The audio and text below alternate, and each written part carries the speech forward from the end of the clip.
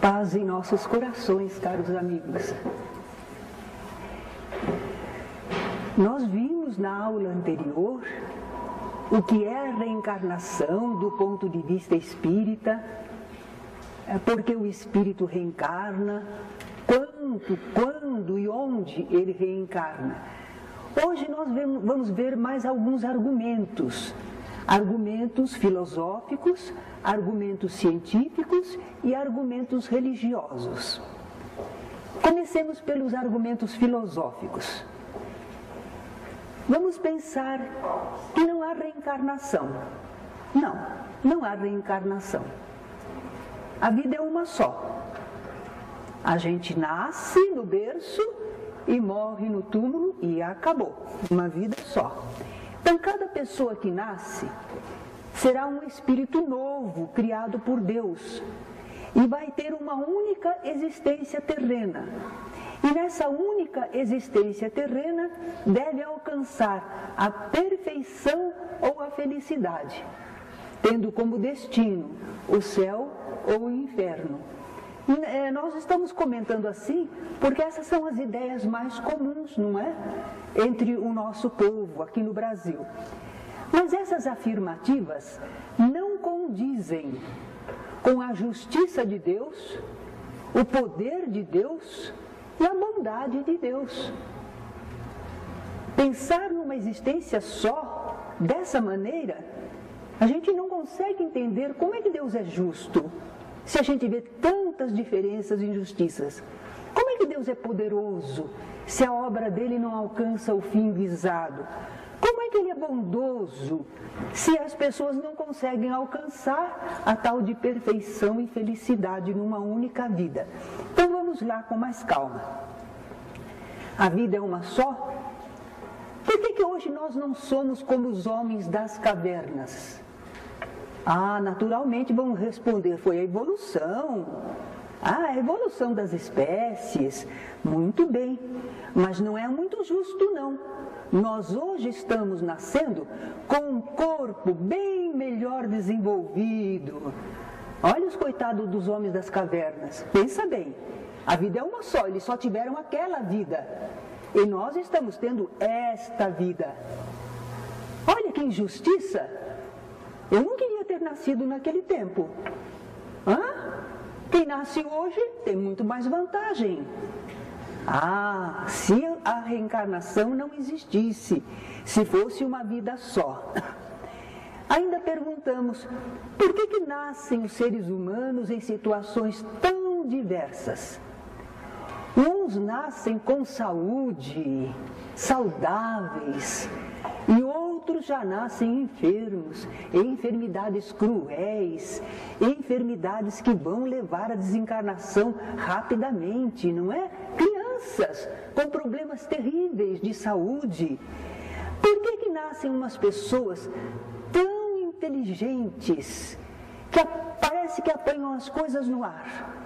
Enquanto que outros, precisa ficar repetindo para ver se grava alguma coisa. Alguns são débeis mentais, não podem render tanto quanto o outro, e a encarnação é uma só. Olha que diferença de situação. Esse Deus acho que não foi justo, não é? Com aquelas pessoas que nascem com deficiências. Não é justo porque fez o outro tão inteligente e o outro tão limitado. Alguns vão nos dizer, não devemos contestar os desígnios divinos, é vontade de Deus. Tudo bem, mas nós estamos analisando, Deus nos deu razão para isso, não é? Não é muito justo não, Não é muito justo. E as pessoas que nascem com limitações teriam então razão para ficarem revoltadas e nem crerem em Deus, né? As situações da vida que as pessoas recebem não são iguais. Então, como é que a gente pode exigir que todas as pessoas alcancem os mesmos resultados? É a mesma coisa que pôr para uma corrida, põe uma pessoa que só pode sair daqui a 20 minutos e o outro sai 20 minutos na frente. Opa, como é que os dois podem chegar rapidamente no mesmo tempo lá na meta final? Não é? Não dá muito justo não. Sem a reencarnação, se a vida fosse uma só, a existência uma só. O poder de Deus. Eles nos dizem que nós temos que alcançar a perfeição e a felicidade numa só vida. Mas eu não encontrei ninguém que numa só encarnação, se aplicando muito que fosse, tivesse conseguido alcançar perfeição e felicidade. Jesus não vale, hein? Porque Jesus já veio do alto, hein? Não é? Jesus é mestre. Eu digo nós, seres humanos. Então o objetivo divino não teria sido alcançado por ninguém. E aqueles que morrem criancinha? Não deu nem tempo? Como é que eles puderam alcançar perfeição e felicidade? Eles não tiveram nem tempo. Então a gente fica perguntando, será que Deus não tem poder para levar o ser que Ele criou ao objetivo visado?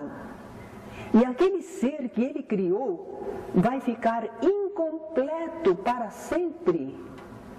Sem a reencarnação a gente fica perguntando umas coisas aí. Dizem que Deus é bondoso. É bondoso. Mas Ele sabe todas as coisas, Ele é onisciente. Ele sabe tudo antes que aconteça, Ele já sabe a programação, já sabe a destinação. Então Ele nos criou e nos deu uma única existência. Mas Ele já sabia que nós não íamos conseguir alcançar perfeição e felicidade. Acenou para a gente, hein? Perfeição e felicidade. E a gente não consegue alcançar. E Ele já sabia. Ele já sabia que a gente não ia alcançar. É bondoso? Nossa, parece que eu estou falando mal de Deus, né? Não, é para argumentar. Para que a gente possa, agora, coloca a reencarnação. Por isso, Allan Kardec, que tinha demorado a aceitar a ideia da reencarnação, ele viu que sem a reencarnação a gente não conseguiria conciliar com a obra divina. Então vamos lá, com a reencarnação. Deus é justo? É muito justo, perfeitamente justo. Ele cria todos os seres iguais e a todos dá as mesmas oportunidades. E por que as criaturas apresentam essas diferenças? É o grau de evolução em que elas se encontram. A nossa vida não fomos criados todos ao mesmo tempo. Então alguns estão mais avançados, outros menos. Uns já viveram mais, foram criados há mais tempo, e por isso eles apresentam maior desenvolvimento intelectual e moral. Agora, outros, quem sabe ainda não tiveram muitas existências, ou então não aproveitaram bem as oportunidades de progresso. Então eles apresentam menos desenvolvimento. As diferenças são das criaturas e não de Deus, porque Ele criou todos iguais e a todos deu a mesma oportunidade, não é? Então não há acaso ou injustiça divina, nem mesmo naquelas diferenças, por exemplo, por hereditariedade. Mas eu nasci numa família que tem um problema hereditário. Olha lá, olha em que família que Deus me fez nascer. Não tem importância. Por que a gente nasceu lá? A gente tem ligação com essa família, com essas pessoas. Nós precisamos de certas experiências que aquela situação orgânica enseja. Nós temos problemas no nosso perispírito que às vezes causaram, não é? Nos atraíram para determinada família. Muito bom. Então, mesmo nos casos de problemas hereditários, o que está regendo é a nossa situação pessoal, espiritual. O meio ambiente, às vezes a gente diz, nossa, nasceu num meio ambiente que não favorece, não é? Nasceu num lugar lá ermo, não tem cultura, não tem oportunidade maior, como temos na cidade. E então nós dizemos, a pessoa que nasceu lá não teve tanta chance para se realizar como aqueles que nasceram num meio mais desenvolvido. Mas por que o espírito renasceu naquele meio? Por que a gente foi nascer lá? O mundo é tão vasto. é porque nós temos ligações com aquele ambiente, ou precisamos das experiências que ele enseja. Nós precisamos nos valer das boas influências e suportar e superar as más, se nós conseguirmos. Esse é o nosso trabalho. Justamente a luta para superar certas limitações e dificuldades é que nos faz crescer por dentro, crescer no espírito. O corpo pode ser limitado, as oportunidades exteriores serem não tão boas quanto para outras pessoas, mas o nosso eu está se desenvolvendo nas lutas e dificuldades. Nós dissemos então que Deus é justo e vimos que não há injustiça divina nem acaso, apenas em qualquer situação em que a gente renasce. Agora, dissemos que Deus é bondoso. É bondoso, porque Ele nunca nos condena. Nenhum de nós vai ser condenado por Deus, está condenado. Errou, está condenado, acabou, sentenciei. Não. Cada um recebe segundo suas obras, é verdade. Mas vai ter sempre oportunidade de resgatar, de fazer nova semeadura. Então Ele é muito bondoso, a porta está sempre aberta para nos recuperarmos, não é? Para evoluirmos. Deus não fechou a porta. A porta do progresso, da recuperação, está sempre ao nosso dispor, é só querer. Então Ele é muito bondoso.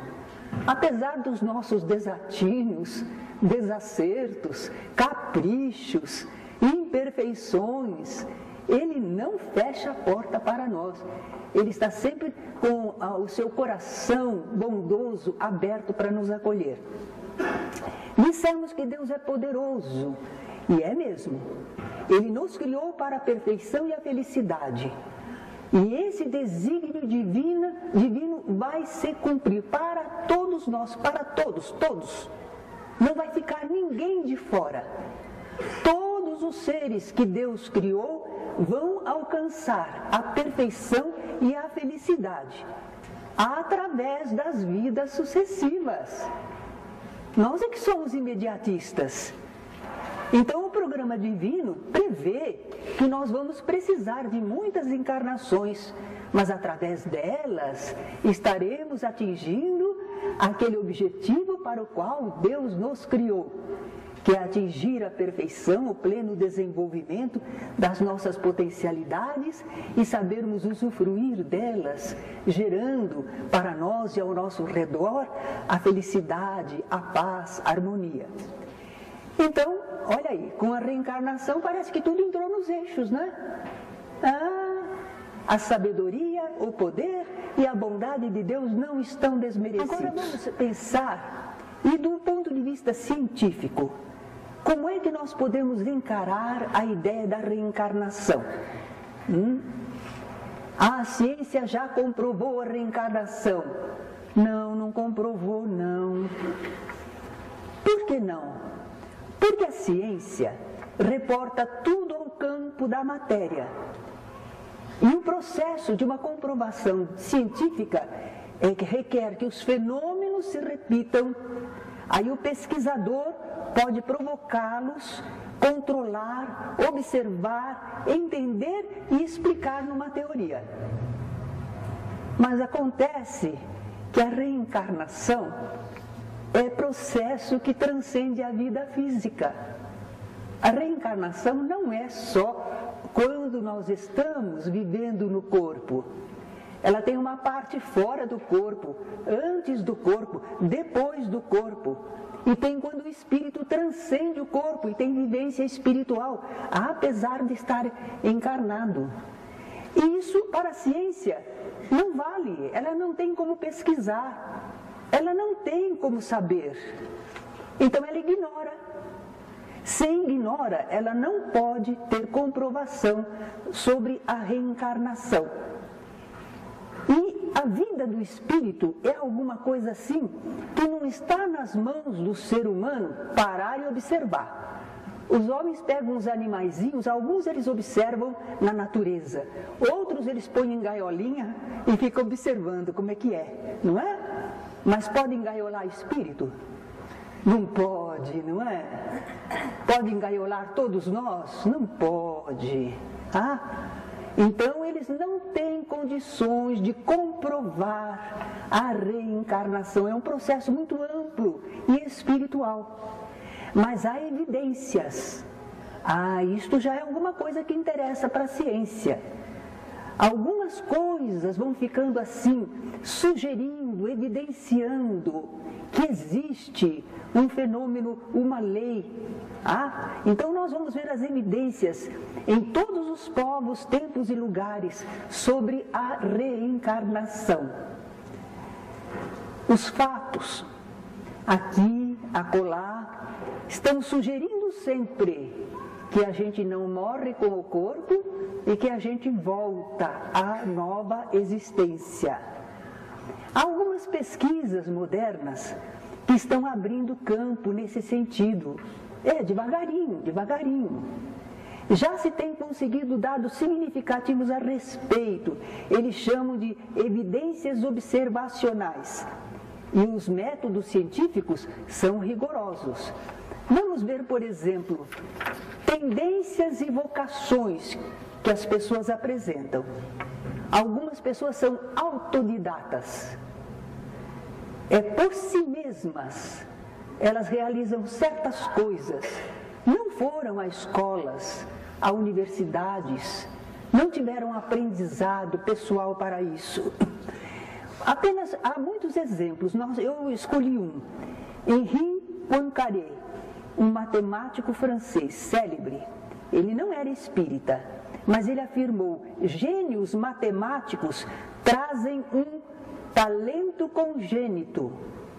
Eles já vêm feitos. Ninguém faz um gênio matemático. Ele já vem feito. Crianças precoces ou prodígio. Há uma diferença entre crianças precoces e crianças prodígio. Crianças precoces são aquelas que se manifestam antes da época normal. Então a criança tem 3 anos e sabe ler. A criança tem 5 anos e já escreve. Mas espera lá, será que ela é genial? Não, é diferente. Eu sempre cito Gianella De Marco. Eu observei, tive a felicidade de ir lá em São Paulo, no Teatro Municipal, assistir a menina Gianella De Marco regendo a orquestra sinfônica lá da capital. E fomos perguntar, mas ela rege mesmo? Ou ela só fica ali na frente balançando os bracinhos? E os músicos disseram, não, ela rege. Ela rege perfeitamente. Ela sabe quando saímos do compasso, ela rege, ela conhece a peça. Mas a menina tinha, nessa ocasião, já estava com 7 anos, mas ela começou com 5. Admirável. E a gente diria, nossa, é um gênio. Não foi. Ela só foi precoce. Ela se manifestou antes do tempo normal, usual. Hoje ela é uma mulher que gosta de música, entende de música, mas não é um Mozart, não. Mozart foi genial. Começou cedo e foi num crescendo maravilhoso. Certo? É diferente gênio de precocidade. Agora, como explicar uma criança que tem essas capacidades, não é? Caracteres psicológicos não se herdam e não se transmitem. Então nós vemos aqui exemplos de pais medíocres. Vieram de pais medíocres, mas foram criaturas extraordinárias. Kant, Descartes, Kepler e Bacon. Agora, grandes pessoas que tiveram filhos medíocres. Sócrates, Péricles, Goethe e Napoleão. Olha aí. Então nós estamos vendo que não é a hereditariedade, né? Dos caracteres psicológicos. Às vezes o meio também não ajuda. E aqui eu escolhi um caso de um jovem sergipano, Carlos Mateus. Pobre, estudante de escola pública, Com 19 anos apenas, ele conseguiu um feito inédito. Ele obteve os títulos de mestre e doutor em matemática, num dos melhores centros de formação da América Latina, o Instituto Nacional de Matemática Pura e Aplicada. Pobre, de escola pública, e alcançou um feito que outros não conseguiram, não é? O meio não ajudou, o meio não era propício, ele transcendeu ao meio, não é? Porque esse talento congênito só a reencarnação pode explicar. É um espírito que particularmente, por muitas encarnações, se dedicou ao estudo da matemática. E ele tem isto gravado no seu espírito. Nós falamos de memória extracerebral. Não, a nossa memória não é só aquilo que temos no cérebro. Extracérebro, nós temos o depósito de muitas experiências e conhecimentos. Há uma expressão interessante que diz que nós, espíritos aqui encarnados, parecemos assim um iceberg. Porque é como se fosse uma montanha de gelo, mas aparece só uma pontinha aqui fora. Então nós temos muito mais por dentro do que aquilo que conseguimos manifestar usualmente, não é? Lembranças espontâneas de encarnações vividas. Eu vou fazer uma enquete aqui. Alguém aqui presente tem alguma recordação de encarnação que viveu anteriormente? Não tem ninguém, não? Uma, duas, três, quatro. Devagarinho, né? 5. Aí a gente vai descobrindo. Há pessoas que se recordam, às vezes não da vida inteirinha, mas de episódios que marcaram muito, não é? E às vezes a pessoa lembra porque aquilo vai ser importante para ela quando se defrontar com situações semelhantes, para entender o porquê de estar em certas situações. Mas há pessoas que, conscientemente, como estes que nos falaram, ou em sonhos, se lembram de algumas de suas existências passadas. Mas é tão difícil comprovar.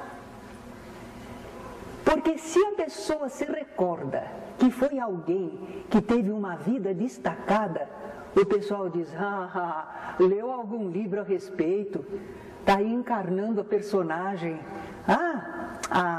Isso é sugestão. E se foi alguma vida sem destaque? A pessoa recorda uma vida comum. Que dificuldade para comprovar. Às vezes não existem arquivos ou foram destruídos. Porque há 100 anos atrás, há 180 anos atrás, a gente vai ser difícil, né, comprovar certas existências. Mas o poeta Lamartine, um poeta francês, no livro dele, Viagem ao Oriente, ele narrou a lembrança dele espontânea de encarnação anterior. Ele estava lá na Judéia, mas ele não tinha uma Bíblia, ele não tinha livro de viagens, e não tinha ninguém que pudesse dar a ele nome dos lugares, denominação antiga dos vales e das montanhas. Ele estava lá, chegou lá para visitar, mas ele não tinha nada nas mãos que permitisse ele localizar. Entretanto, reconheci desde logo o vale de Terebinto e o campo de batalha de Saul. Quando fomos ao convento, os padres confirmaram a exatidão de minhas previsões. Meus companheiros não podiam acreditar. Em Séfora, designei com o dedo e dei o nome de uma colina no alto da qual havia um castelo arruinado, como lugar provável do nascimento de Maria. No dia seguinte, ao pé de árida montanha, reconheci o túmulo dos Macabeus. E eu dizia toda aquela verdade sem o saber. Exceto o Vale do Líbano, nunca encontrei na Judéia um lugar ou qualquer coisa que não fosse para mim como uma recordação. Lamartine, o poeta Lamartine, dando o seu testemunho. Aí ele se indaga, depois de narrar o que aconteceu, ele se indaga. Já vivemos, pois, 2 vezes, 1000 vezes? Não será a nossa memória uma imagem desbotada que o sopro de Deus reavivou? Lindo, né? É isso aí. Às vezes a pessoa diante de locais, de pessoas, consegue relembrar alguma coisa. Há também anúncios antecipados de reencarnação. Alguém vai reencarnar. E isto é anunciado. Às vezes isto é na revelação num sonho. Outras vezes é mediunicamente. Às vezes é da própria pessoa. É via anímica. Por exemplo, uma pessoa estava doente, sabia que ia morrer, desencarnar, mas avisou a todos: não fiquem tristes, não chorem, eu vou voltar. Então a pessoa estava aqui, estava para desencarnar, mas sabia que ia voltar. Ou então, alguém percebeu que um determinado espírito estava ali, na família, prestes a reencarnar, estava se aproximando, não é? E alguns dados, alguns sinais são oferecidos para se identificar quando do nascimento. Porque aquilo que se viu antes vai se comprovar quando a criança nasce. Vocês têm aí no livro a citação de bibliografia, o livro A Reencarnação de Gabriel Delany. Se vocês querem conhecer fatos mesmo, fatos que foram registrados, comprovados sobre reencarnação de pessoas, vocês procurem ler esse livro, é muito interessante. É um dossiê de uma porção de casos. Eu tirei um desses casos. Roma, na Itália, em agosto de 1905. Uma mulher estava grávida de 3 meses. E ela na cama, mais acordada, ela viu uma aparição que a impressionou profundamente. Ela viu a menininha que eles haviam perdido há 3 anos. A filhinha deles que tinha morrido. E ela estava com um aspecto alegre e infantil e disse com voz suave: mamãe, eu volto.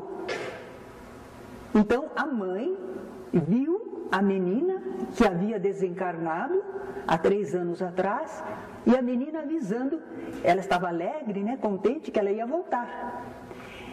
E realmente 6 meses depois, em 1906, nasceu uma menina. E deram a ela o mesmo nome que a outra, Blanche. Em tudo ela se parecia com a menina anterior. Não é obrigatório que só porque parece com a criança anterior, seja a mesma criança. Mas no caso era, né? Grandes olhos negros, cabelos abundantes e anelados, e também teve um desenvolvimento precoce. Teve facilidade no desenvolver-se, né? Quando tinha 9 anos, começou a cantar uma canção de ninar com forte acento francês. Eles eram da Itália, mas ela cantou uma canção de ninar com acento francês. A mãe reconheceu a canção e perguntou: quem te ensinou? Ela disse: ninguém, eu a sei sozinha. Era lembrança do passado. Que canção era aquela? Uma ex-empregada que eles tiveram. Ela se chamava Maria, era suíça, só falava o francês. E ela foi acompanhante da outra menina que morreu. E ela costumava cantar essa canção de ninar para a menina. Essa empregada, entretanto, não estava mais lá. Quando a menininha morreu, ela voltou para a sua pátria. Então ninguém mais cantava aquela canção. E a menina recordava da canção. Não é lindo? Então são fatos comprovados.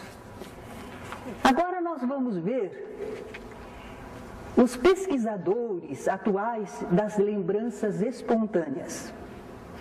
Emendras Banerjee, na Índia, Ian Stevenson, Ele foi diretor do Departamento de Psiquiatria e Neurologia da Escola de Medicina da Universidade de Virgínia, lá nos Estados Unidos. Ele escreveu um livro, esse livro ainda existe por aí. 20 casos sugestivos de reencarnação. Ele fez pesquisa. Esse não é um livro romanceado, é um dossiê de casos, não é? Ele fez pesquisas. Certos casos, crianças que diziam que se recordavam da encarnação anterior, ele foi fazer a pesquisa nas famílias, nos locais. Então, 20 casos ele separou, que ele considerou sugestivos de reencarnação, sugerem reencarnação. Uma coisa que eles notaram, esses pesquisadores, a identificação dos reencarnados, às vezes por marcas de nascença. Por exemplo, uma pessoa morreu baleada no peito. E quando nasceu a criança, aquela criança nasceu com uma marca no peito, no lugar da bala. Coisas assim, marcas de nascença que não tinham explicação, não é? Comportamento e conhecimentos iguais aos da pessoa reencarnada. Teve um menino que reconheceu em algumas coisas que tinha em casa, tinha um relógio lá, ele falou, esse é meu, esse relógio é meu, tinha sido do avô dele. Quer dizer, ele fora o avô dele, desencarnou, reencarnou como neto, né? Na geração de neto. Mas quando ele viu o relógio, falou, esse é meu relógio, não é? Ele não disse, eu quero esse relógio, o relógio é bonito, Não, ele disse, esse relógio é meu, Reconhecimento de pessoas, coisas e lugares. Enfim, há muitas experiências assim. O que se percebe nesses casos? Que a individualidade permanece com suas faculdades e conhecimentos. Essas recordações geralmente se dão, eles também acreditam que é porque houve pouco intervalo entre as duas reencarnações. Morte por acidente interrompeu a vida, mas as pessoas teriam que continuar. Então ela retornou rapidamente. E quando retorna meio rápido, guarda ainda algumas lembranças. É mais fácil de recordar, não é? Quando o intervalo entre as encarnações é mais pronunciado, é normal, fica difícil. Mas se reencarnou rapidamente, um assassinato, morte na infância, não é? Que houve reencarnação rápida, então eles costumam apresentar algumas lembranças. Agora, em certos acidentes, quedas, sustos, traumas, a pessoa passa por isso, um acidente, uma queda, um susto, um trauma. E de repente ela lembra idiomas, lugares, pessoas e épocas. Ela começa a falar um idioma que ela não sabia. Mas aquele trauma causou isto nela. É a presença maior do espírito, não é? E ela falando do seu conhecimento espiritual. Existem também lembranças provocadas, até aqui nós falamos das lembranças espontâneas. Lembranças provocadas pela hipnose.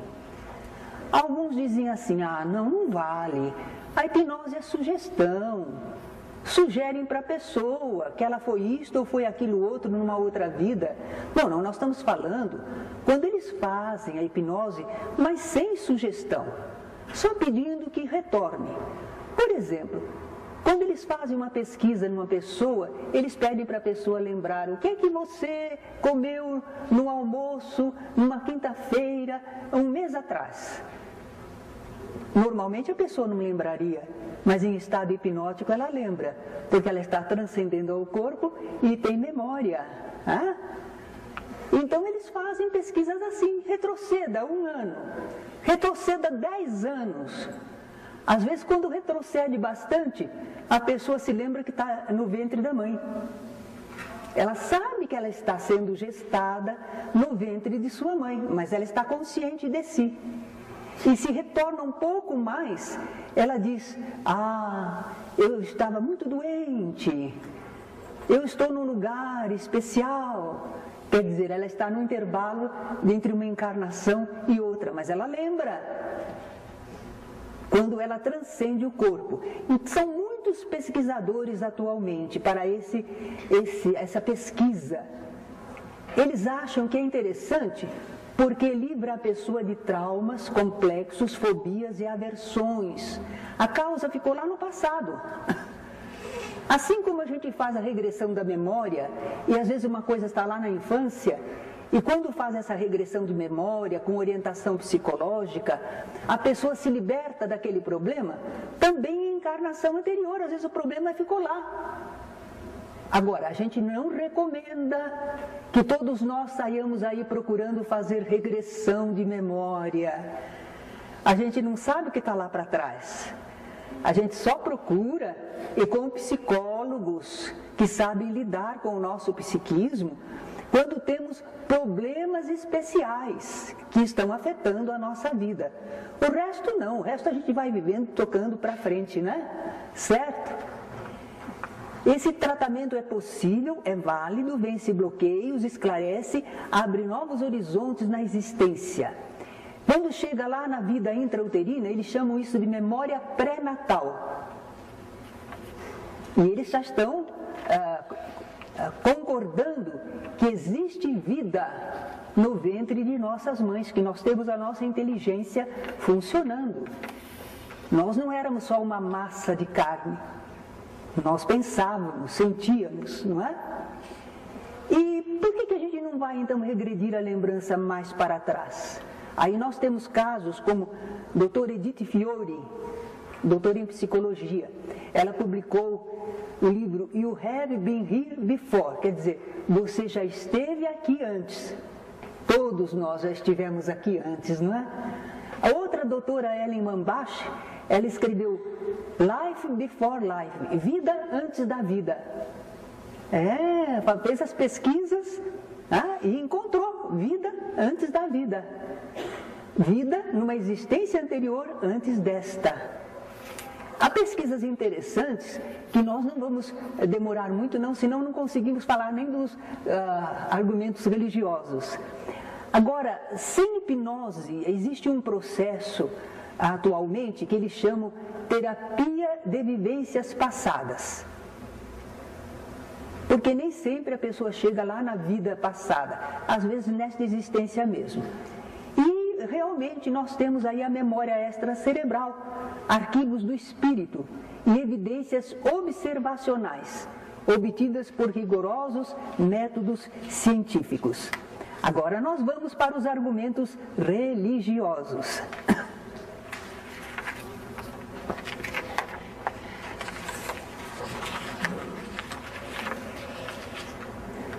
Nós vamos citar, apesar de que existem no mundo todo, em várias religiões, em vários povos, mas nós vamos falar aquilo que tem na Bíblia.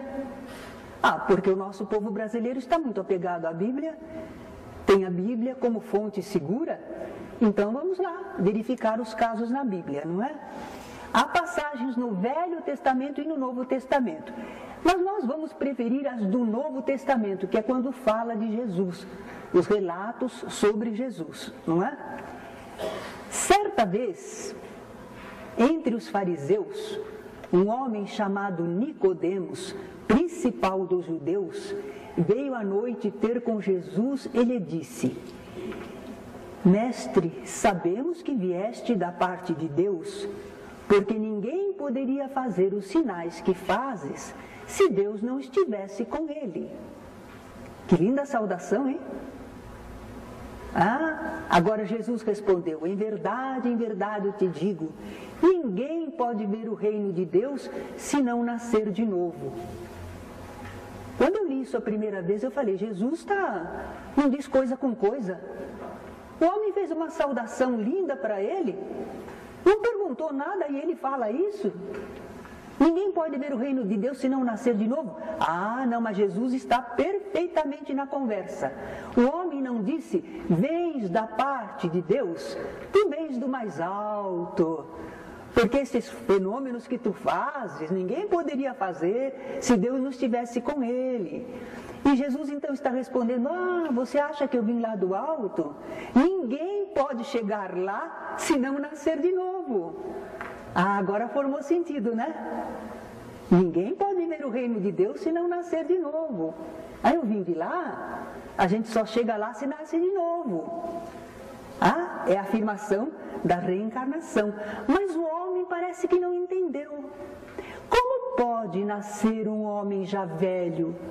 Pode tornar a entrar no ventre de sua mãe para nascer pela segunda vez? Jesus respondeu: em verdade te digo, se um homem não nasce da água e do Espírito, não pode entrar no reino de Deus. Água e Espírito. Alguns dizem, está vendo? É o batismo. Nascer da água é o batismo. Não é bem isso, não. Não é bem isso. Porque o que nós vamos poder pensar de nascer da água? Para os povos antigos, a água era o elemento de onde surgia a vida. E o Espírito de Deus boiava sobre a face das águas. Tudo vinha da água. E bem mesmo, não é? Nós, por exemplo, este corpo que possuímos, foi formado por 2 gotinhas de água. O espermatozoide, não é? É o elemento masculino e o feminino. São gotinhas de água. E depois nós desenvolvemos uma bolsa de água. E nascemos num planeta que é mais água do que terra.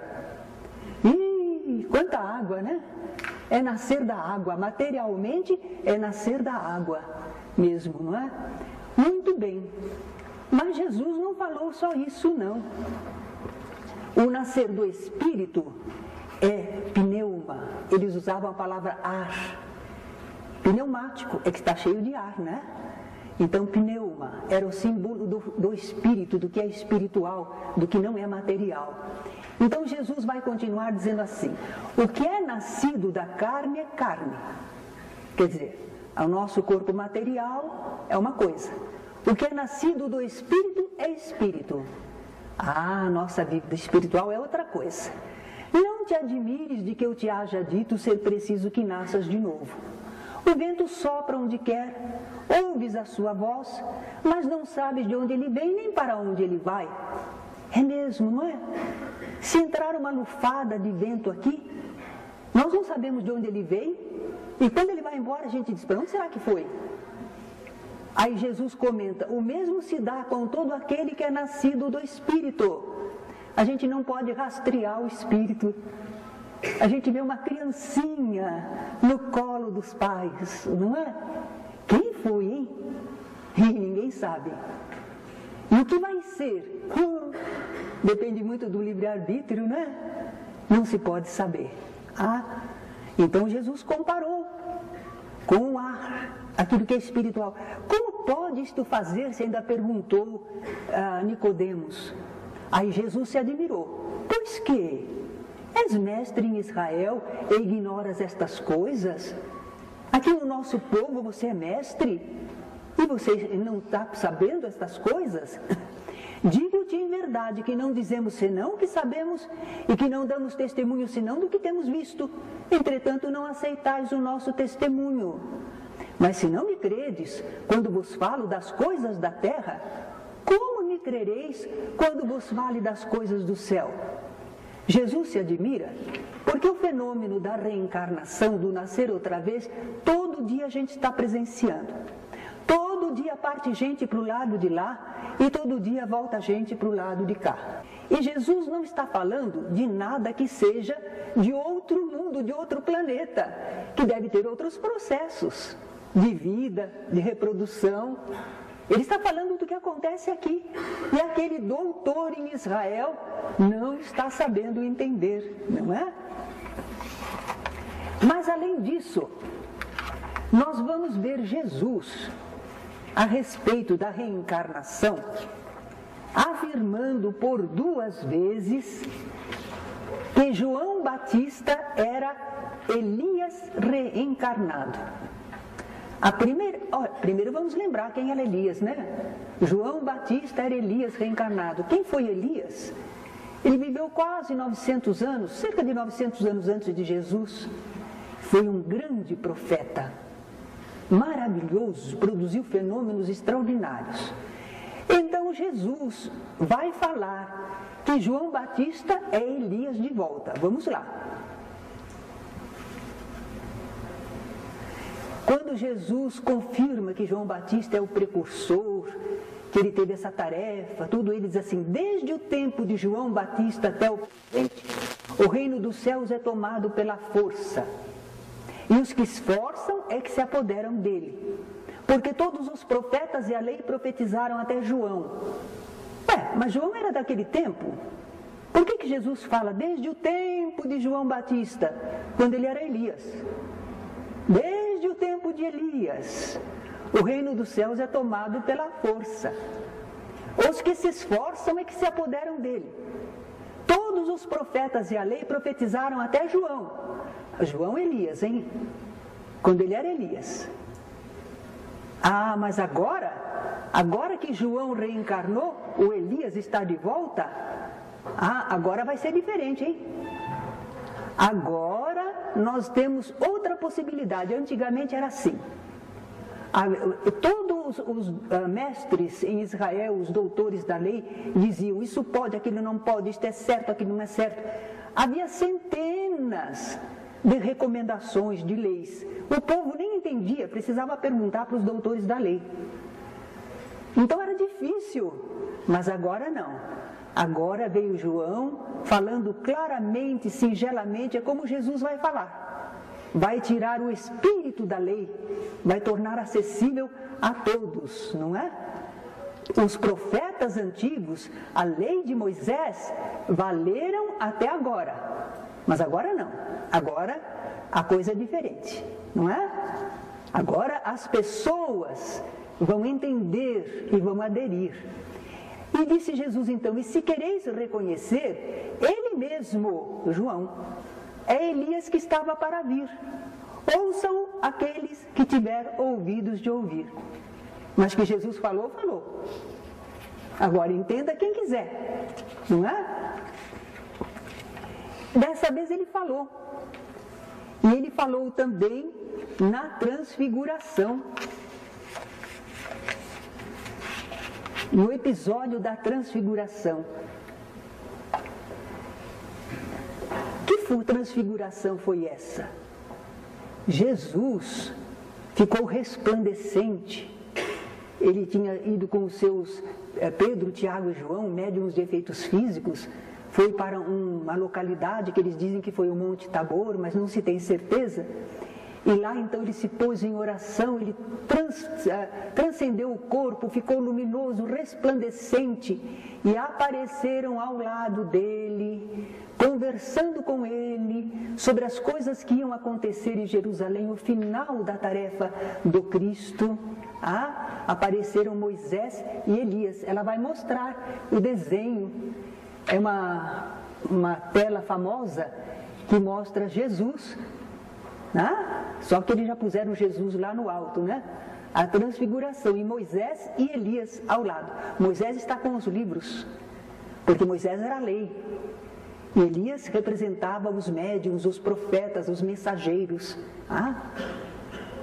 E os discípulos viram aquilo e escutaram. Mas depois aquela cena terminou, desapareceu, voltou tudo ao normal. E os discípulos ficaram intrigados. Por quê? Porque entre os israelitas eles achavam que vinha Elias de volta na terra antes do Messias, para anunciar o Messias. E eles tinham acabado de ver o quê? Olha Elias lá no plano espiritual. E Jesus não é o Messias? E ele já está aqui entre nós? Como é que é isso? Então eles perguntaram para Jesus: não dizem os escribas ser preciso que antes volte Elias? Jesus confirmou: é verdade que Elias há de vir e restabelecer todas as coisas, mas eu vos declaro que Elias já veio e eles não o reconheceram. O corpo era outro, né? E o trataram como lhes aprouve. Eles tinham mandado decapitar, né? Por isso que ele estava no plano espiritual. Ele já tinha vindo, viveu como João Batista, mas fora decapitado, estava de volta no plano espiritual. É assim que farão sofrer o Filho do Homem, anunciou Jesus. Então os discípulos compreenderam, fora de João Batista que ele falara. Dava para compreender mesmo, não é? Então nós temos aí afirmativas de Jesus, como se fosse uma teoria. Aquele episódio com Nicodemos, o doutor da lei, parece uma teoria, né? Ele diz que não pode nascer, ver o reino do céu sem nascer de novo. Ele explica tudo, teoricamente, mas depois ele mostra um caso da época, alguém reencarnado entre eles. Bem, então nós estamos vendo que a reencarnação, ela se baseia bastante em argumentos filosóficos, científicos e religiosos. Porque alguns dizem, sabe, essa é uma ideia antiga, o Espiritismo foi buscar lá no passado, mas é que certas verdades não mudaram.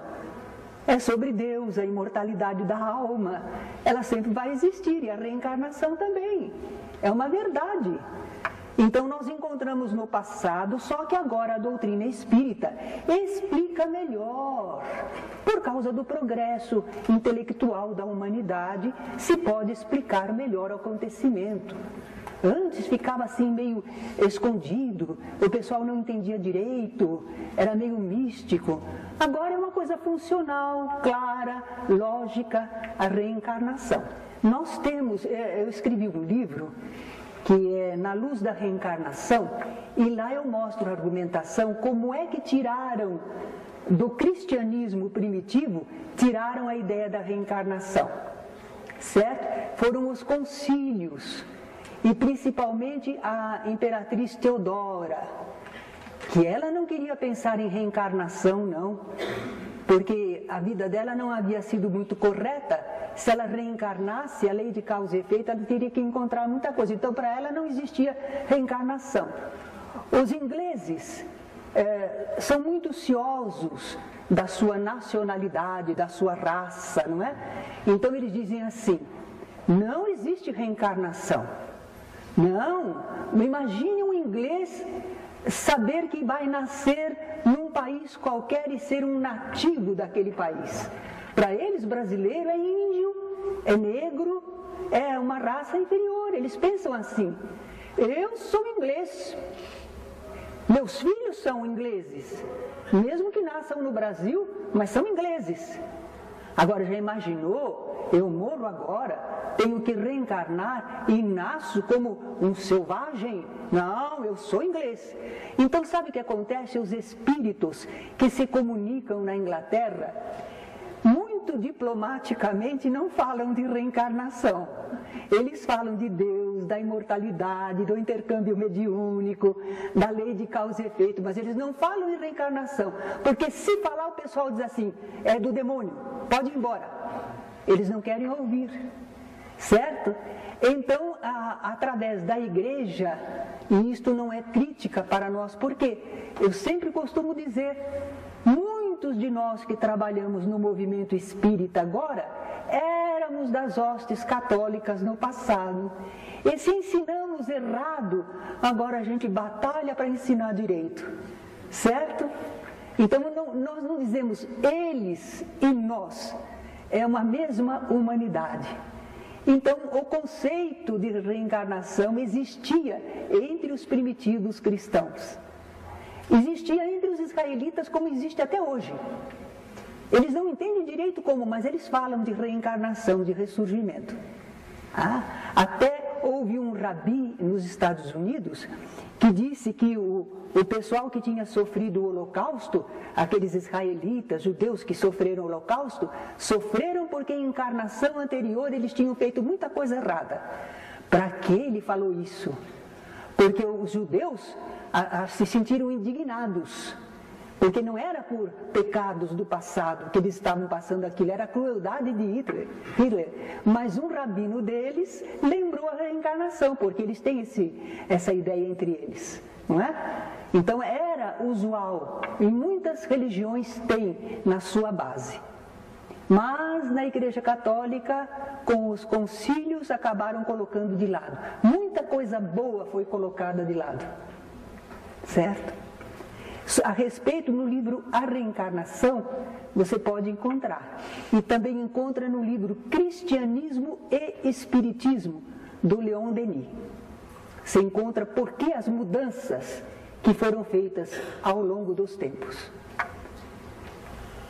Mais alguma perguntinha? Sim. Caso a reencarnação interrompida pelo, por exemplo, um aborto, esse espírito, o que pode acontecer com ele? Ele pode voltar para essa família, o próximo dessa família?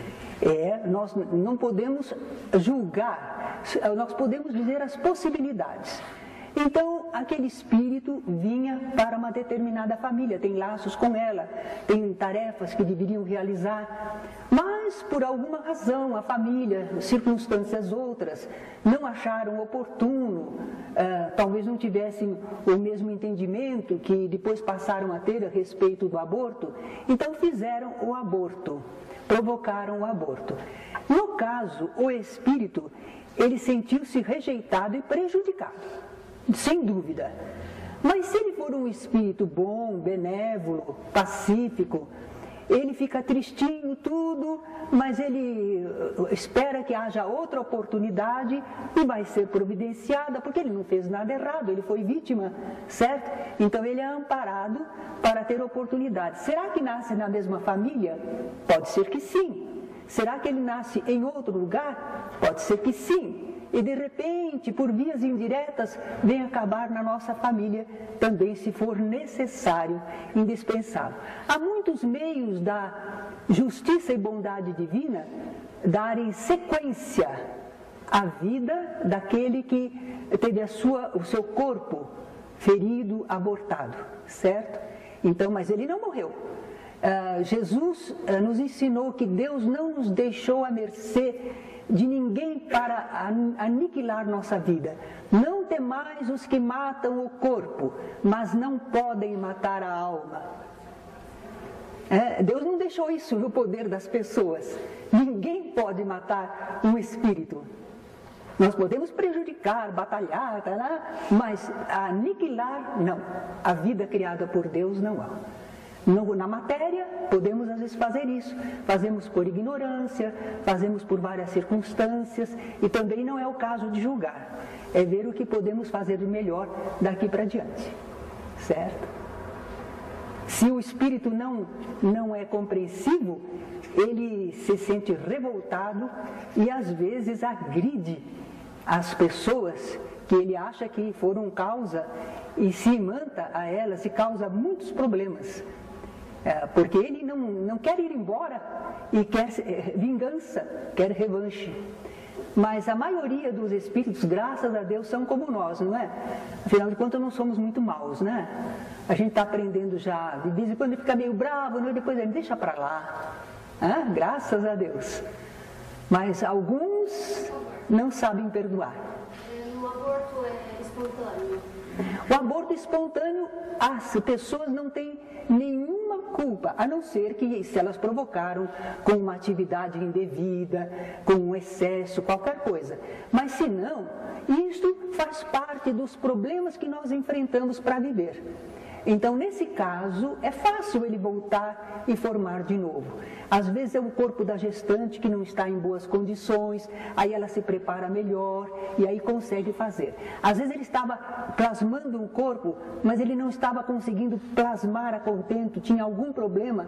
Então é preferível interromper, por isso o aborto espontâneo, e voltar a formar de uma maneira melhor, mais satisfatória.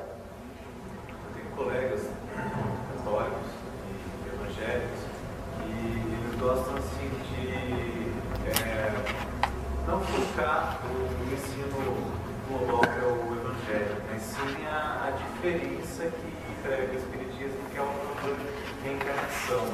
Né? Aí o católico falou por que Jesus morreu na cruz?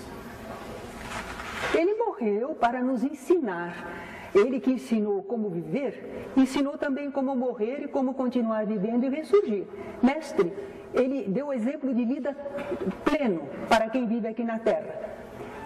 Ele não morreu para nos salvar, porque aí é uma coisa injusta. Jesus morre na cruz, sofre, para nós ficarmos bonitinhos.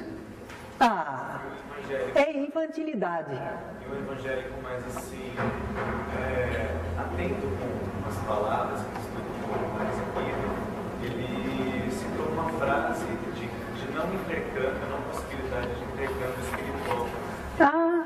Isso está numa parábola que Jesus contou do rico e de Lázaro. O rico vivia muito bem, né? Mas não agia corretamente, não era caridoso. Quando morreu, ficou num lugar de tormentos. Lázaro era um pobre enfermo, vivia das migalhas que caía da mesa desse homem rico, mas ele era muito paciente, temente a Deus. Então, quando ele morreu, ele foi para um lugar muito bom na vida espiritual. E o rico, no lugar de tormentos, vendo Lázaro num lugar bom, mas espera, isso é para parábola, hein? É comparativa, não é ao pé da letra. Então, ele pediu para Pai Abrão, quer dizer, o ancestral espiritual deles, né?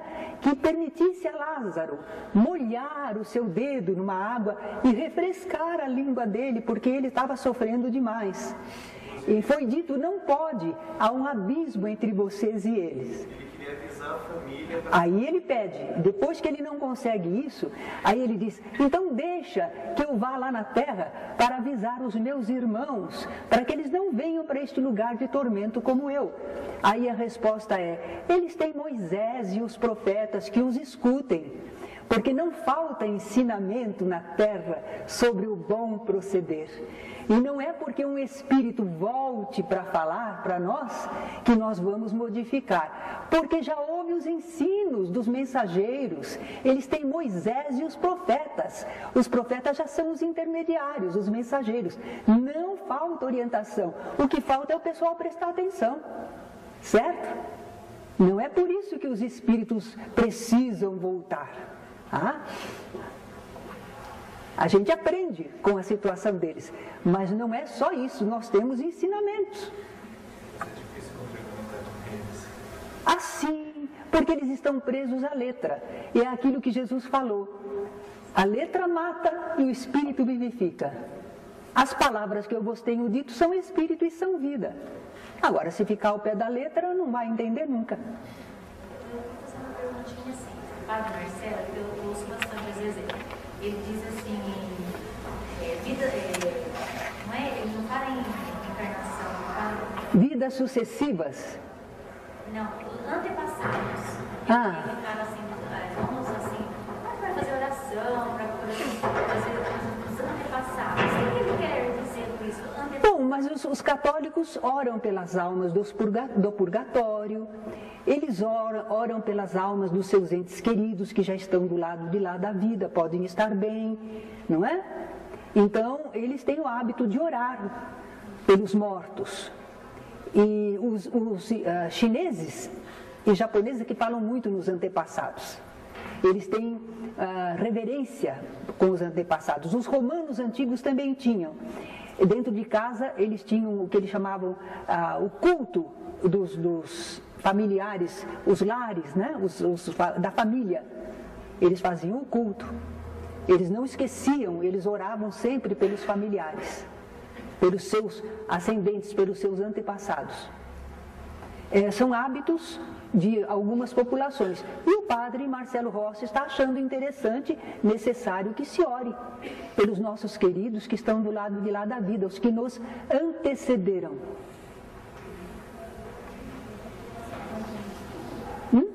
Eu esqueci que tem a musiquinha para cantar, vocês aguentam ainda? Nós temos uma canção muito bonita. Aqui.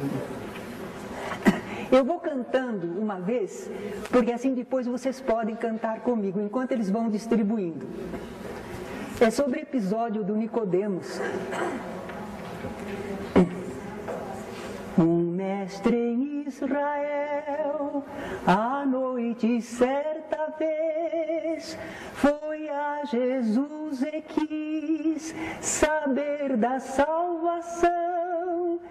O mestre respondeu, palavras de razão, preciso é nascer outra vez.